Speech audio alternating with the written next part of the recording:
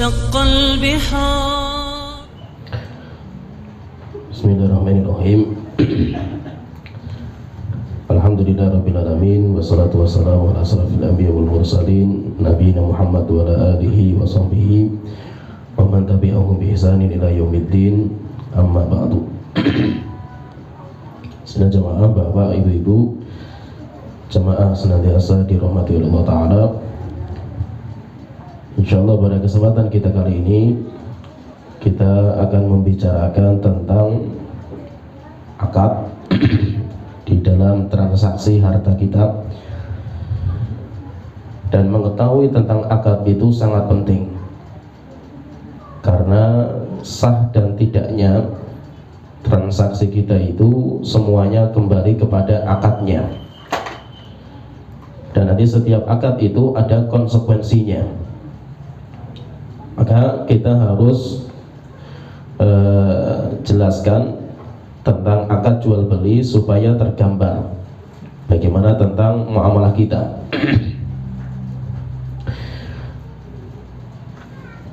Secara pembahasan ringkas dulu. Jadi di dalam akad, nanti akad itu ada rukun di dalam akad, kemudian nanti ada syarat, kemudian nanti ada macam-macamnya. Dan itu semuanya nanti saya rinci, tetapi saya jelaskan secara ringkas. Pembahasannya secara ringkas. Kita tidak terlalu lebar untuk menjelaskan secara detailnya. Kita hanya menjelaskan secara global, karena nanti setiap pembahasan itu butuh waktu sendiri-sendiri. Karena waktu kita itu sangat sempit, kita akan mengkaji tentang akad, karena pembahasannya panjang sebenarnya masalah akad ini. Karena itu sangat penting dalam transaksi harta kita. Ketika akadnya itu keliru, maka jual beli semuanya batal.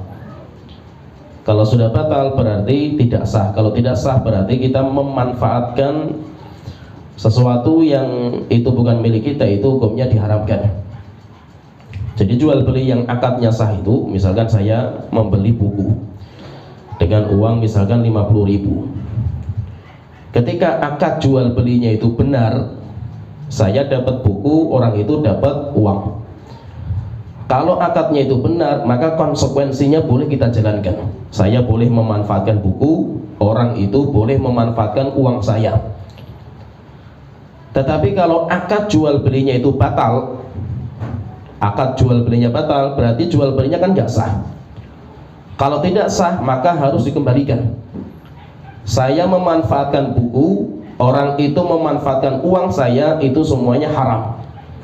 Semuanya haram. Berarti apa? Jual belinya harus diulang lagi. Kenapa? Karena akadnya yang bermasalah. Oleh itu mengetahui tentang akad ini penting sekali. Secara ringkas, nanti kita jelaskan secara ringkas saja. Jadi dalam akad itu, rukunnya itu nanti ada 3. Akad itu ada 3 rukun yang harus ada.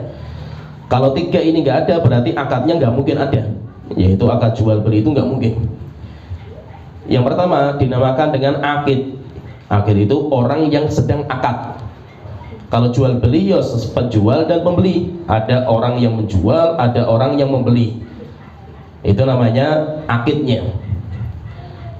Syaratnya apa akid itu? Syaratnya banyak, tapi secara ringkas dia itu harus boleh untuk menggunakan hartanya. Itu secara ringkas.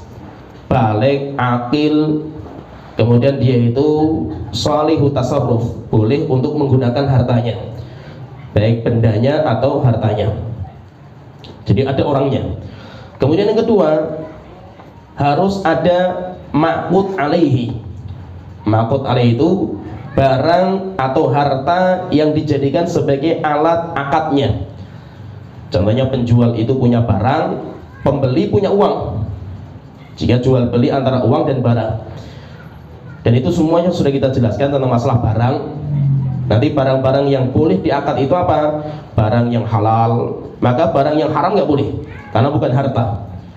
Atau barang yang bisa diserah terimakan. Maka barang-barang yang tidak bisa diserah terimakan gharar jatuhnya. Ya, itu namanya barang. Jadi barangnya itu atau harta namanya itu. Kemudian yang ketiga itu harus ada sighah. Sighah itu lafadz ijab dan qabul. Lafadz ijab dan qabul, yaitu misalkan penjual mengatakan saya jual barang saya ini dengan harga 50.000. Orangnya mengatakan ya, saya terima. Atau kita sebagai pembeli mengatakan saya beli barang kamu itu dengan 50.000, ya saya terima. Itu namanya ijab dan qabul. Seperti kalau kita menikah, sahnya pernikahan kan karena ada akad. Akad itu apa? Ya ada wali, ada laki-laki yang menikah, kemudian ada ijab qabulnya kan itu. Pertanyaan, terus bagaimana dengan jual beli yang tidak ada ijab dan qabulnya? Itu kalau jual beli model seperti itu namanya mu'aqah. Seperti kita sekarang beli di mall. Kita beli di mall itu kan kita ngambil barang banyak, setelah itu taruh di kasir, tumpuk saja. Nanti kasir tinggal ya nempelkan di alat itu, muncul harga. Setelah itu kita tinggal bayar. Tidak terjadi obrolan antara pihak penjual dan pihak pembeli. Itu bagaimana hukumnya itu? Kalau dalam mazhab Syafi'iyah itu batal. Kenapa? Karena jual beli itu harus ada akad secara lafadz. Itu kalau dalam mazhab Syafi'iyah. Tapi kalau dalam mazhab yang lain boleh. Seperti Syekhul Islam, tarjihnya Syekhul Islam boleh. Kenapa? Karena jual beli itu akadnya kembali ke adat. Sehingga apa saja yang bisa dipakai untuk menunjukkan ridhonya dia. Kan jual beli yang sah kita boleh menggunakan itu kalau saling ridho di antara keduanya, antorel diminhum, jika mereka itu ridho. Kalau kata dalam mazhab Syafi'i itu ridho dalam hati itu nggak bisa kelihatan kecuali dengan diucapkan. Ketika saya mengatakan qabil tu, saya terima, itu berarti ridho dia. Kalau belum diucapkan, kita nggak tahu dia itu ridho atau tidak gitu. Ya. Tapi kalau Syekhul Islam atau tarjih dalam mazhab yang lain, segala budaya yang itu menunjukkan tanda ridho maka boleh. Contohnya dengan tulisan. Oke, misalkan kita jual beli, misalkan ya barang, misalkan jualan batik, jualan sarung. Ada orang pesan sama kita, Mbak saya pesen ini. Saya cuma kiriman tangan, oke. Sah nggak akadnya itu? Kalau dalam mazhab nggak boleh. Kalau dalam mazhab Syafi'i batal. Kalau dalam mazhab Syafi'i batal. Kenapa? Karena nggak dilafatkan. Harus dilafatkan. Tapi kalau ulama yang lain boleh. Kenapa boleh? Karena selama itu sudah secara adat kita itu menunjukkan ridho. Atau seperti kita datang ke mall atau di supermarket tadi, kasus tadi, yaitu struknya muncul, tinggal kita bayar, nggak ada omongan di antara keduanya itu. Kalau dalam mazhab batal, tidak sah jual belinya.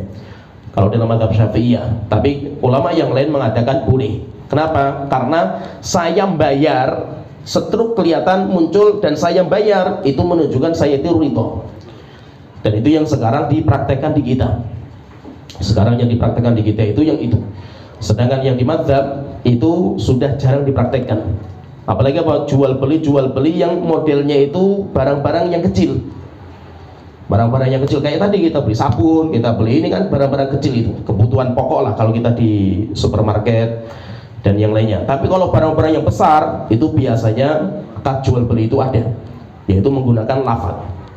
Terus bagaimana kalau seperti itu? Kalau ya prakteknya boleh, yaitu jual beli tanpa lafadz itu boleh, karena itu di kita sudah dijalankan dan biasanya mereka itu sudah saling ridho di antara mereka, maka boleh. Jadi nanti jual beli yang akadnya atau ijab qabulnya atau sighotnya itu tidak diucapkan, itu namanya mu'aqah istilahnya itu. Kalau di istilah ulama-ulama fikih namanya mu'aqah. Apa hukum mu'aqah? Tadi kita sebutkan kalau dalam mazhab tidak sah.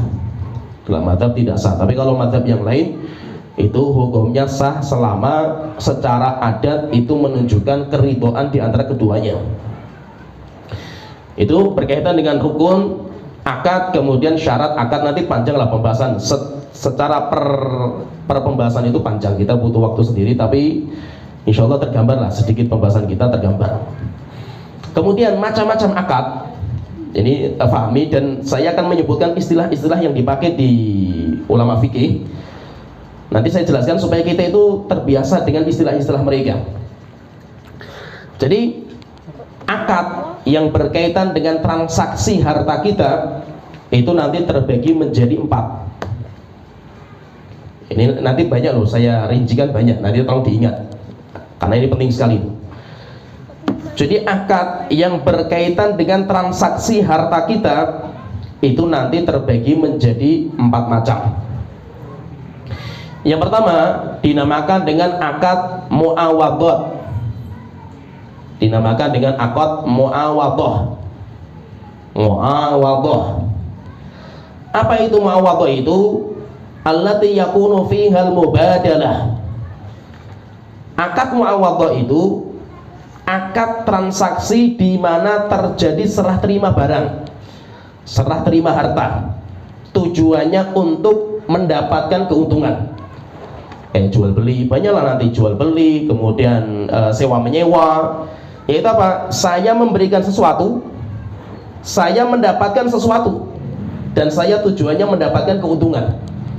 Itu namanya akad seperti ini, namanya akad muawadhah.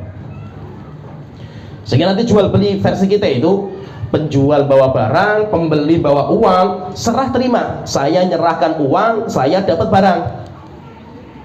Tujuannya apa? Saya itu pengen mendapatkan keuntungan. Nah, itu namanya kalau istilah fikih namanya akadnya muawadhah.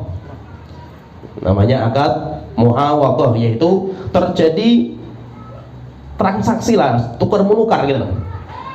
Nah, nanti macam-macam apa yang ditukar itu nanti kita sebutkan. Apa saja tukar menukar dalam akad transaksi itu apa saja nanti kita sebutkan. Jadi kalau kita itu transaksi dengan orang di mana kita itu saling serah terima barang atau harta lah, harta itu bisa uang, bisa apa saja lah itu. Saya mengeluarkan uang, saya dapat barang, tujuannya saya mendapatkan manfaat dari itu, keuntungan. Nah, itu namanya akadnya muawadhah. Ini macam yang pertama. Kemudian yang kedua, akad yang kedua dinamakan dengan akad musyarakah. Akad musyarakah. Apa itu musyarakah? Musyarakah itu bergabungnya dua pihak dan lebih, yaitu dua pihak atau lebih, menggabungkan harta secara kebersamaan. Tujuannya apa? Tujuannya mendapatkan untung bersama. Contohnya misalkan antum punya uang, saya punya uang. Kemudian apa? Sudah kita kongsi, kita syirkah. Kongsi, kamu modal uang, kemudian ayo kita kerja bareng-bareng. Siapa yang punya barang itu, yang punya usaha itu, ya kita bersama. Itu milik kita bersama, sehingga kepemilikannya itu menjadi bersama, keuntungannya juga kita bagi bersama. Model yang seperti ini itu dinamakan akadnya musyarakah. Ya, jadi pahami ini. Jadi kalau tadi muawadhah itu terjadi tukar menukar, kalau yang musyarakah tidak ada tukar menukar. Yang ada malah menggabungkan barang atau harta saya dengan hartanya orang jadi satu. Sehingga yang memiliki sekarang berdua, kemudian untungnya juga berdua, kerugiannya juga berdua. Semuanya nanggung rugi, semuanya nanggung untung. Nah, itu namanya akad seperti itu, namanya musyarakah. Tujuannya kita dapat untung semua gitu. Tetapi apa? Tidak ada yang dominan di situ. Semuanya kepemilikannya ada kepemilikannya masing-masing sesuai dengan persentase. Kemudian akad yang ketiga dinamakan dengan akad tawthiqat. Namanya akad tawthiqah. Apa itu tawthiqat itu? Allati yuradu biha tawthiqu aqdin akhar. Akad tujuannya untuk menguatkan akad yang lain. Sebuah akad tetapi tujuannya untuk menguatkan akad yang lain. Bukan akad itu secara zatnya yang diinginkan dalam kita transaksi, bukan, tetapi itu hanya penguat saja. Contohnya sama jaminan. Saya utang sama si fulan. Utangnya berapa? 10 juta. Nah, utang piutang, kalau ini kan berarti utang piutang. Untuk menguatkan utang piutang itu supaya ada keamanan harta, maka saya itu menjaminkan barang saya. saya menjaminkan barang saya. Maka jaminan itu yang menjadi transaksi jaminan itu namanya taufiqat. Jaminan itu namanya taufiqat. Jaminan itu bukan itu inti saya. Inti saya kan utang piutang. Tetapi intinya dalam jaminan itu adalah untuk mengikat sebuah akad yang lain sehingga seseorang itu mendapatkan keamanan. Itu namanya jaminan. Bisa yaitu taufiqat, bisa jaminan atau bisa yang lain, banyak lah. Kemudian yang keempat terakhir, akad yang keempat namanya akad tabarruat. Akad namanya tabarruat. Apa itu tabarruat itu? Allati yakunu fiha badlun min janibin wahidin dunal janibil akhar. Yaitu akad di mana orang memberi sesuatu dan dia tidak minta imbalan. Dia tidak berdapat apa? Saya ngasih dan saya tidak minta. Saya ngasih dan saya tidak menerima sesuatu. Nah, itu namanya tabarruat atau istilahnya sosial. Bisa hibah, bisa wakaf, sodako. Itu nanti masuknya akad tabarruat. Jadi orang ngasih dan dia tidak menerima sesuatu. Nah, itu namanya akadnya namanya tabarruat. Nah, jadi pahami sedikit, jadi saya ulang lagi secara ringkas. Akad dalam transaksi harta kita itu nanti terbagi menjadi 4. Yang pertama, jika saya ngasih sesuatu, saya pengen mendapatkan yang lain, saya ngasih, saya dapat, tujuannya saya mendapatkan untung. Nah, itu namanya muawadhah. Yang kedua, jika saya ngasih harta, tujuannya supaya harta saya sama orang yang saya kasih itu digabungkan jadi satu, kepemilikannya bersama dan nanti untungnya dibagi bersama, kerugian juga dibagi. Nah, itu namanya akadnya namanya musyarakah. Musyarakah itu ya bisa syirkat, bisa juga mudharabah, murabahah, itu semuanya nanti di situ. Kemudian yang ketiga, kalau saya itu mengadakan akad tapi tujuannya untuk mengikat akad yang lain, supaya akad yang lain itu orang itu percaya, ada keamanan lah, jaminan keamanan, maka itu namanya taufiqat. Akadnya namanya taufiqat. Kemudian yang keempat, saya ngasih sesuatu tapi saya tidak menerima sesuatu yang lain. Berarti apa? Dari satu sisi saja saya ngasih dan saya nggak dapat apa-apa. Nah, itu dinamakan akadnya namanya tabarruat. Akad sosial di mana orang itu dia nggak mendapatkan sedikit pun keuntungan dari apa yang diberikan sama dia. Nah, di sini pahami, di sini sedikit saya berikan contoh biar kita itu tergambar. Akad itu dari awal harus jelaskan ini akadnya apa. Ketika akad itu ngambang, akhirnya apa nanti? Terjadi banyak problem dalam masalah muamalah kita. Contohnya saya contohkan ya. Ketika jadi akad itu harus jelas. Antum itu ngasih sesuatu itu akadnya apa? Jadi antum itu ngasih sesuatu itu akadnya apa? Kalau memang akadnya muawadhah, ya berarti tujuannya untuk mendapatkan untung. Atau tujuannya apa gitu. Jadi harus jelas. Contohnya saya contohkan ya beberapa kasus yang ini sering terjadi. Sering terjadi dan itu membuat ya akhirnya nanti membuat kericuhan, keributan, cekcok, dan ya itu gara-gara itu. Contohnya misalkan ada orang dia itu punya rumahnya orang tua gitu. Rumah orang tua, kemudian suatu ketika butuh direhab karena bocor misalkan. Salah satu anaknya itu ngerehab sampai keluar biaya rehab 10 juta misalkan. Pertanyaan, ini akadnya apa? Antum rehab itu akadnya apa? Akadnya tabarruk. Kalau tabarruk yuk kayak sodako, berarti nggak usah menuntut untuk kembali duitnya kan, namanya tabarruk kan gitu. Atau akadnya itu utang piutang. Kalau utang piutang ya harus saya itu mendapatkan kembali duitnya kan itu. Atau akadnya apa gitu? Enggak, yang penting ikhlas-ikhlasan saja. Ikhlas-ikhlasan saja, nanti ribut di akhirnya itu. Contohnya misalkan ketika orang tua meninggal, berarti kan diwaris itu rumah itu. Dijual harganya 100 juta misalkan. Antum rehab 10%-nya gitu. Pertanyaan, uang yang sudah antum rehabkan itu antum minta kembali nggak gitu?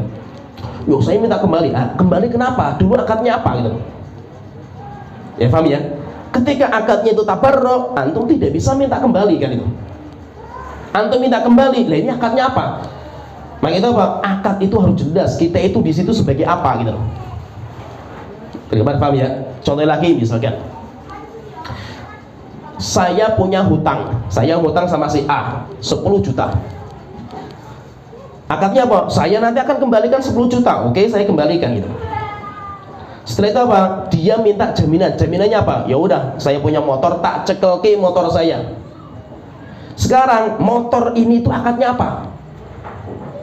Akadnya saya ngasih motor untuk cekelan itu akadnya apa?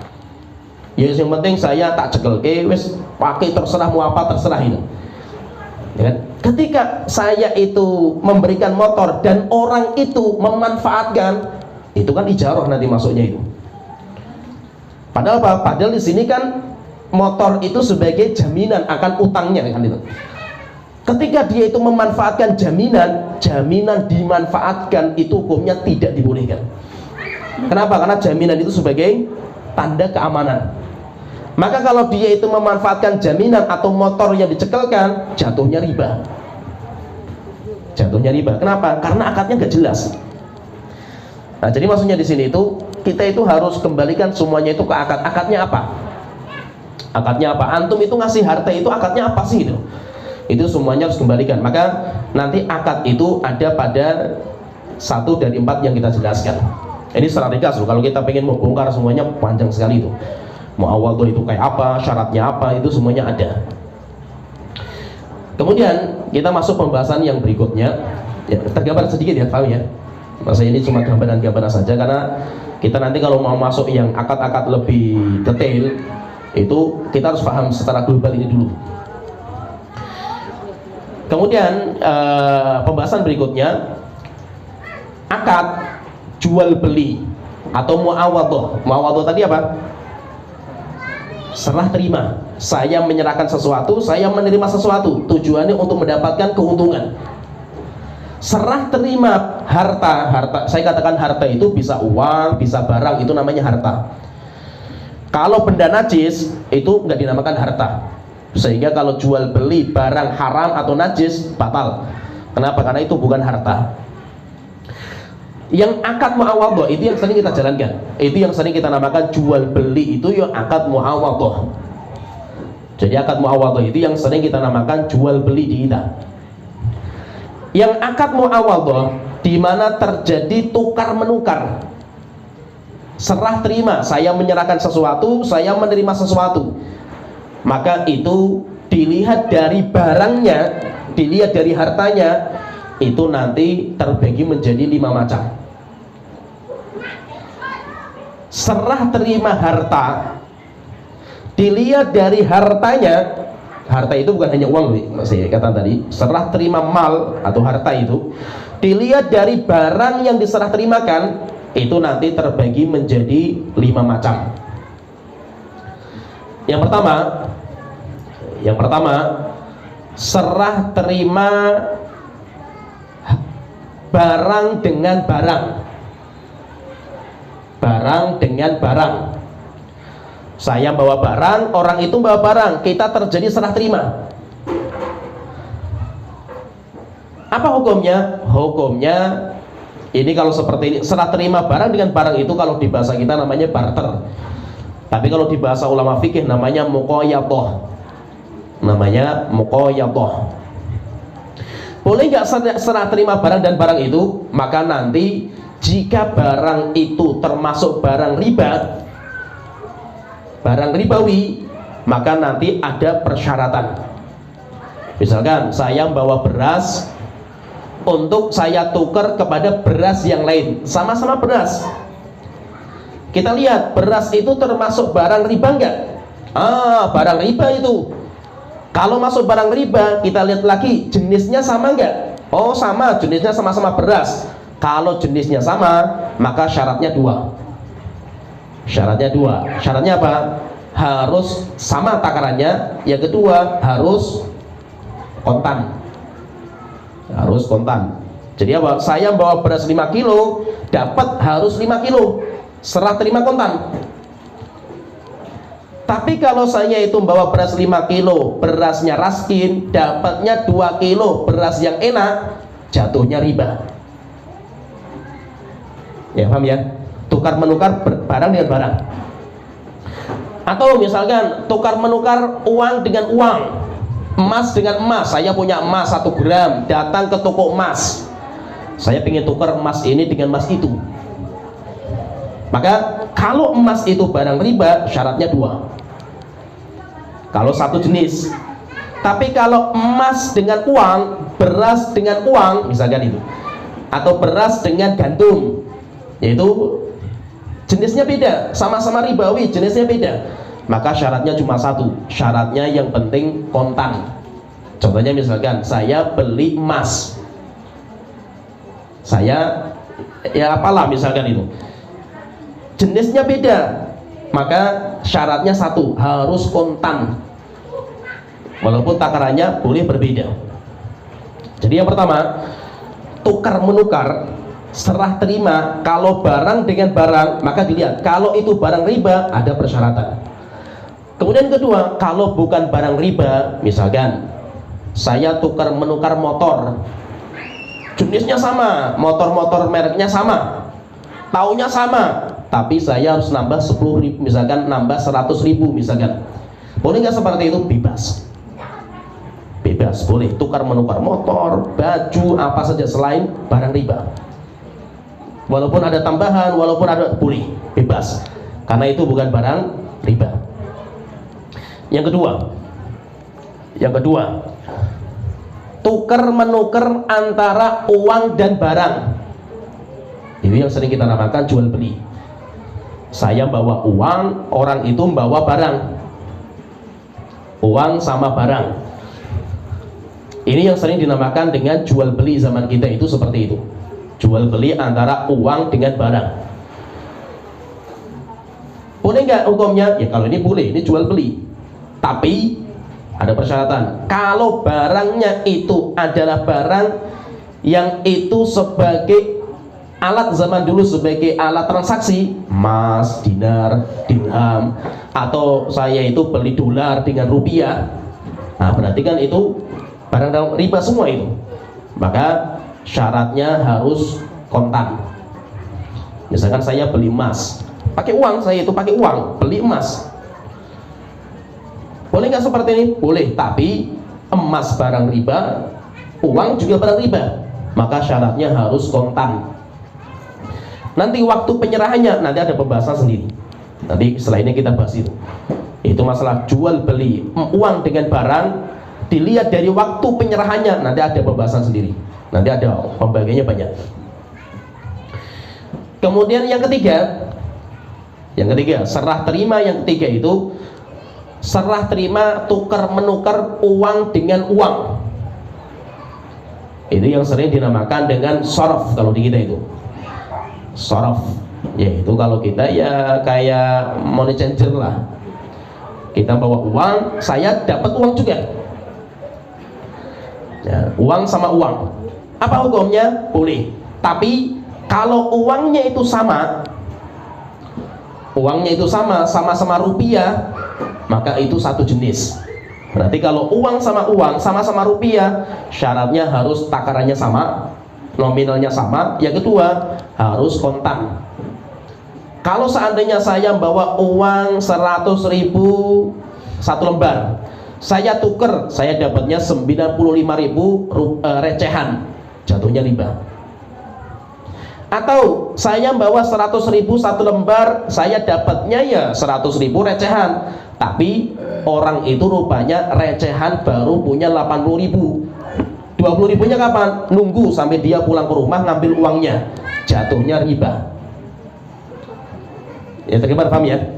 Jatuhnya riba. Kenapa? Karena tidak ada kontan.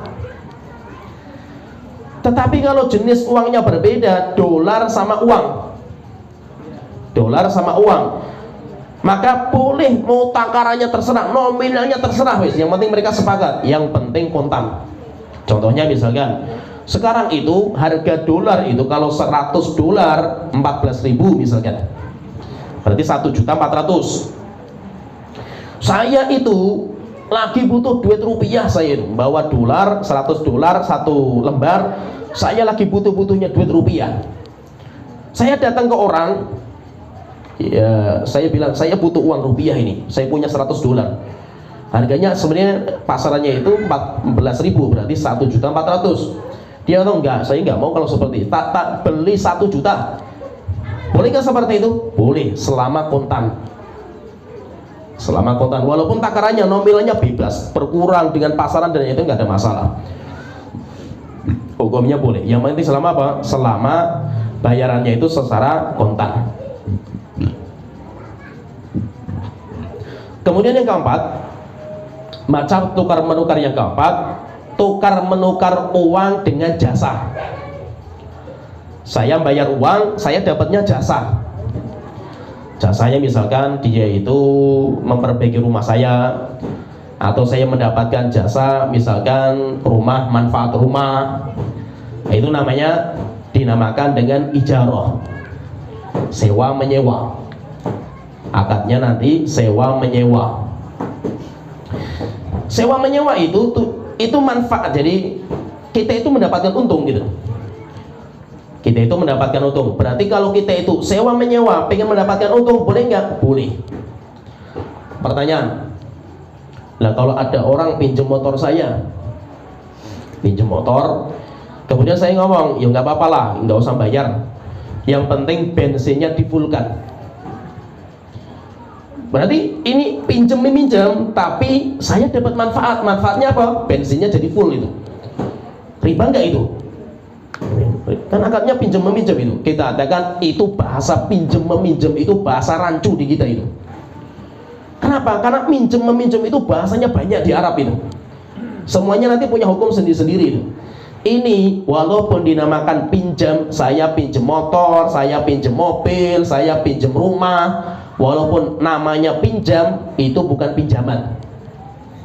Itu bukan pinjaman yang ada riba itu maksudnya itu. Kalau pinjam ada riba itu uang, saya dapat satu gempok uang berapa, saya harus mengembalikan uang yang sama. Dilebihkan sedikit, jatuhnya riba. Tapi kalau ini bukan dinamakan qard.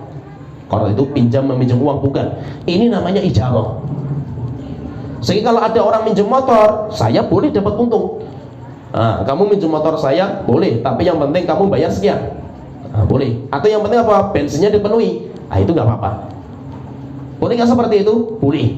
Kenapa? Karena itu bukan pinjam meminjam duit, atau diistilahkan sama ulama fikih namanya qard.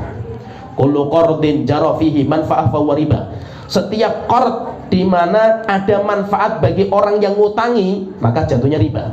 Kenapa? Karena qard itu akadnya tabarruk. Yang tadi kita sudah sebutkan ya, nggak usah kita ulang, tabarruk.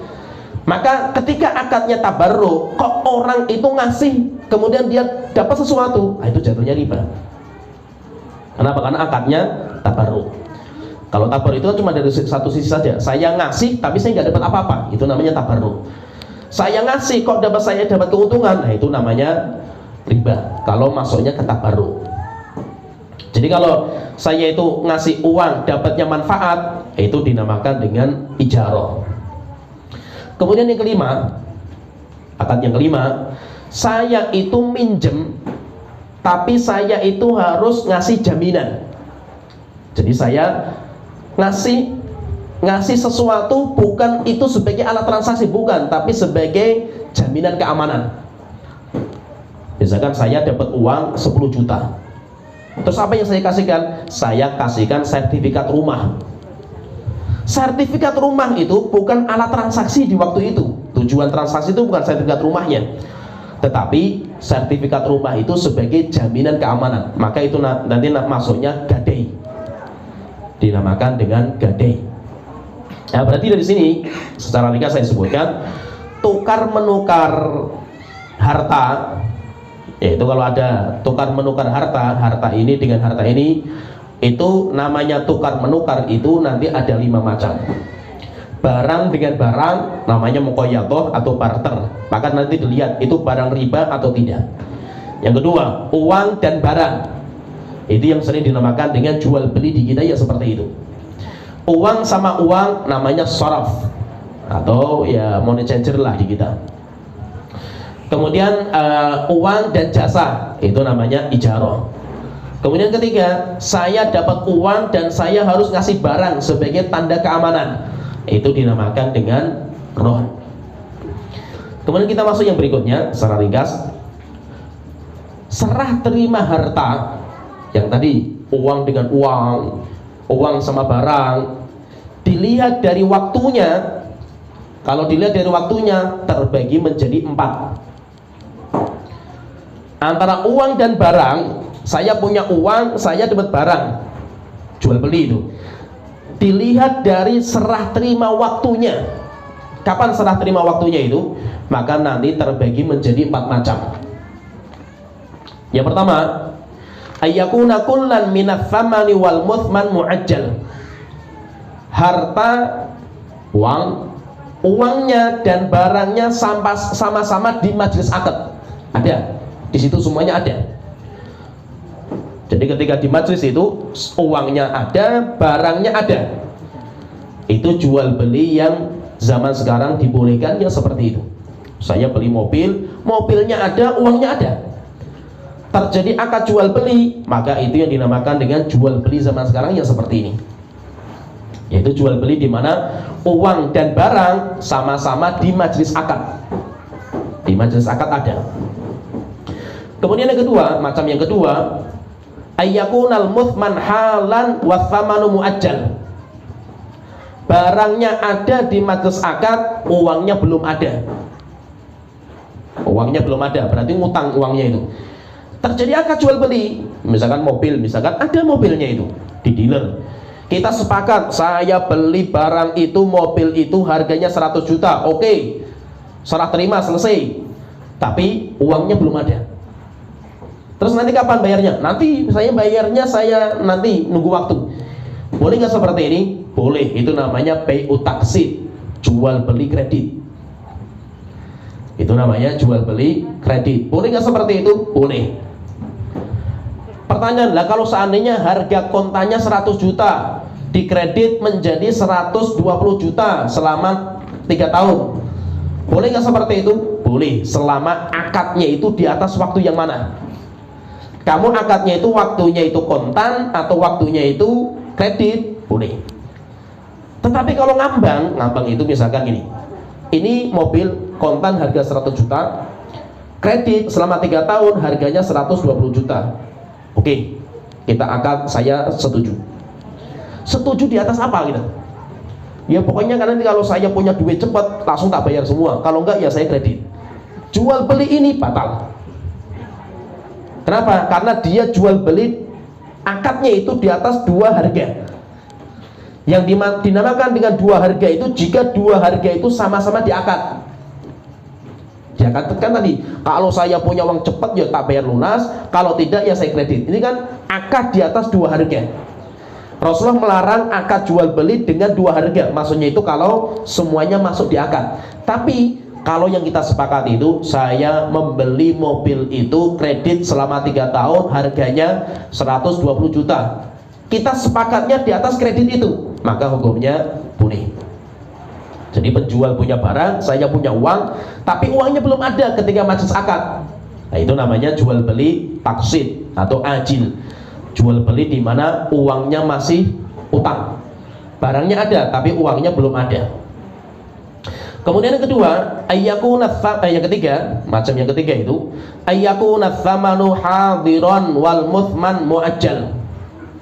Akad jual beli di mana uangnya ada, tapi barang belum ada. Akadnya itu uangnya ada, tapi barang nggak ada. Maka itu dinamakan jual beli salam. Boleh nggak seperti itu? Boleh, jika sifat barang itu sudah detail dan jelas. Contohnya misalkan saya pengusaha durian, jual beli durian misalkan. Saya datang ke petani durian. Saya bilang, saya butuh durian nanti ketika panen. Panen kapan? 10 bulan lagi. Oke. Saya butuh durian 1 truk. Harganya berapa satu truk sekarang? Harganya sekarang itu, sekarang kalau dihitung itu satu truk ya harganya misalkan 100 juta. Oke, ini tak bayar 100 juta, saya dapat barang 10 bulan lagi. Bolehkah seperti ini? Boleh, karena sifatnya sudah jelas. Kapan waktunya sudah jelas, 10 bulan yang akan datang. Jual beli seperti ini namanya jual beli salam. Boleh nggak? Boleh, selama uangnya kontan. Tapi kalau uangnya DP dulu, misalkan satu truk itu 100 juta, yaudah tak bayar 10 juta, nanti pas saya dapat durian satu truk, saya selesaikan kekurangan saya, jatuhnya riba. Ya paham ya? Kenapa nggak boleh? Karena uangnya nggak ada, barang nggak ada, ya, itu tidak dibolehkan. Jadi kasus yang ketiga itu barangnya ada tapi uangnya ada kontan tapi barangnya itu nggak ada. Nah, maka itu namanya jual beli salam. Boleh nggak seperti ini? Boleh, selama sifat-sifat itu detailnya sudah ada, yaitu memiliki sifat-sifat. Nanti sebenarnya jual beli salam itu banyak di kita itu.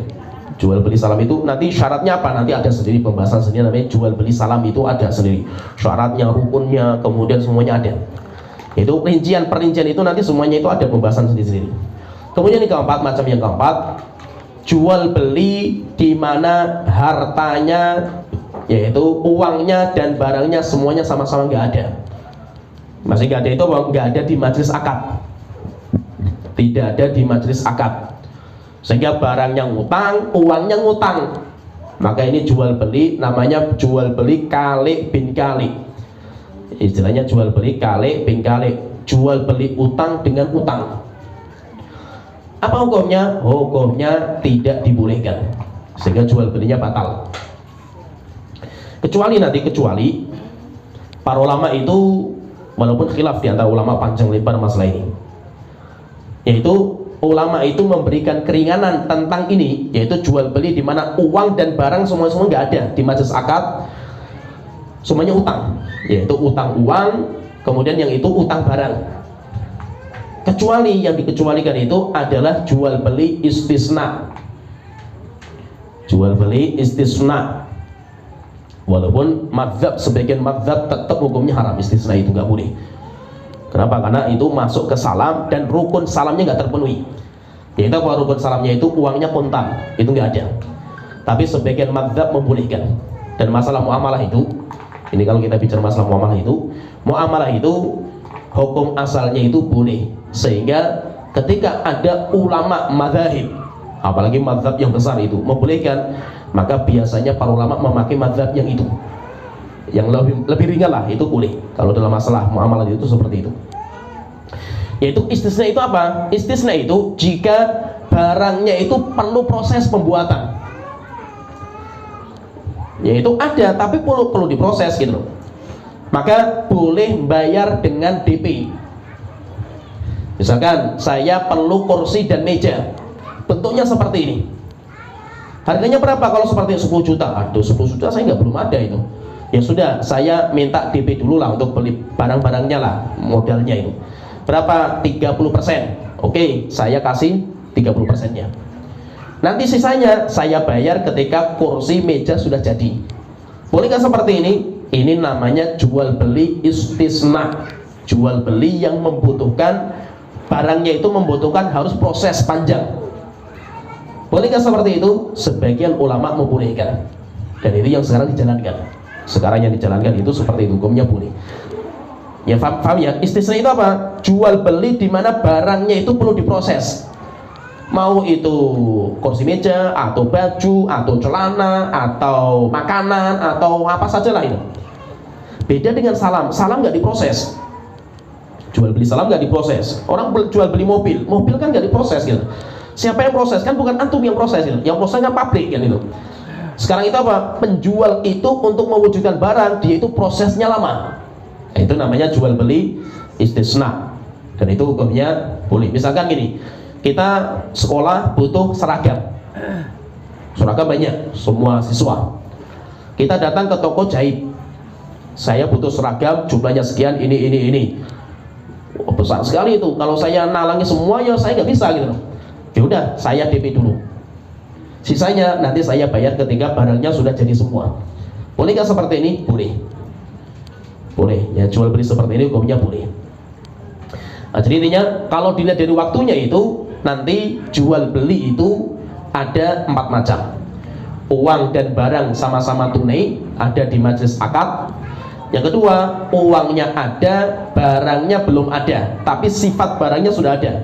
Boleh. Namanya jual beli salam. Yang ketiga, barangnya ada, uangnya belum ada. Jual beli kredit. Nanti semuanya ada persyaratan, semuanya itu ada. Kemudian yang keempat, barangnya nggak ada, uangnya juga tidak ada. Barang nggak ada, uang nggak ada, maka itu jual beli utang dengan utang. Jual beli utang dengan utang, maka itu hukumnya tidak dibolehkan. Nah, jadi intinya kalau kita lihat akad secara ringkasannya itu modelnya seperti itu. Maka nanti kalau kita transaksi, tinggal kita lihat ini transaksi kita itu apa ini? Transaksi kita itu apa? Transaksi kita itu modelnya muawadhah atau modelnya tabarruk, atau modelnya apa? Itu nanti ada pembagian tadi. Kemudian berkaitan dengan barangnya, itu sudah kita rinci juga. Kemudian berkaitan masalah waktunya, temponya, itu juga sudah kita rinci secara global. Nanti kalau kita perlu pembahasan sendiri, misalkan pembahasan ini salam, itu ada pembahasan khusus, dan itu butuh waktu sendiri untuk membahas itu. Kemudian jual beli kali bin kali, kali bin kali, itu juga nanti, atau jual beli utang dan utang, itu nanti ada pembahasan khusus. Semuanya nanti ada pembahasan sendiri-sendiri lah, sehingga kita hati-hati supaya intinya itu kalau akad itu batal, akad jual beli batal, maka nanti jual beli kita itu hukumnya haram, sehingga kita menikmati barangnya orang lain dan si penjual menikmati hartanya kita, uangnya kita, itu hukumnya haram, sehingga apa? Harus dikembalikan kepada pemilik aslinya. Kenapa? Karena jual belinya tidak sah. Nah, jadi itu pahami karena penting sekali. Ya, mungkin ini pembahasan kita secara ringkas tentang macam-macam akad. Insya Allah kalau kita pahami secara detailnya ini, insya Allah kita paham lah. Secara global kita paham, tinggal syarat-syaratnya apa nanti itu ada pembahasan sendiri. Yang ini mungkin yang bisa kita sampaikan. Wa akhiru da'wana alhamdulillahirabbil alamin, sallallahu alaihi Muhammad wa ala alihi washabihi ajmain.